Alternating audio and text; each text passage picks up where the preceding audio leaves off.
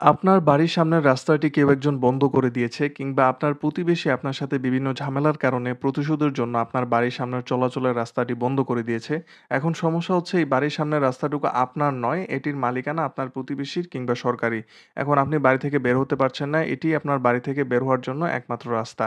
এই রাস্তা দিয়েই আপনার বাচ্চারা প্রতিদিন স্কুলে যাওয়া আসা করে, আপনি প্রতিদিন ব্যবসায়িক কাজে যাওয়া আসা করেন। এখন এই রাস্তাটি আপনার প্রতিবেশী কিংবা অন্য কেউ বন্ধ করে দিয়েছে।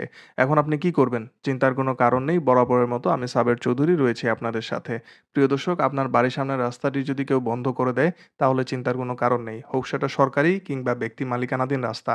আপনার যেটি করতে হবে, আপনি ফৌজদারি কার্যবিধির ১৩৩ ধারায় জেলা ম্যাজিস্ট্রেটের কাছে অভিযোগ দায়ের করবেন এবং অবশ্যই উক্ত অভিযোগে উল্লেখ করতে হবে যে, আমার বাড়ি থেকে বের হওয়ার আর কোনো রাস্তা নেই। এটিই আমার একমাত্র রাস্তা।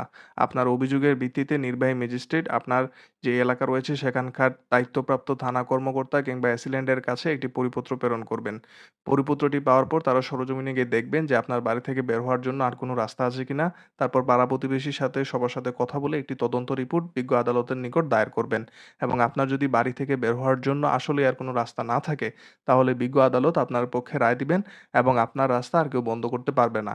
আশা করি সবাই বুঝতে পারছেন। প্রিয় দর্শক, ভিডিওটি শেয়ার করে দিবেন। শেয়ার করে দিবেন এই জন্য যে, কারণ অনেকেই জানে না কেউ একজন জোরপূর্বক বাড়ির সামনের রাস্তা বন্ধ করে দিলে সে কি করবে। আসসালামু আলাইকুম।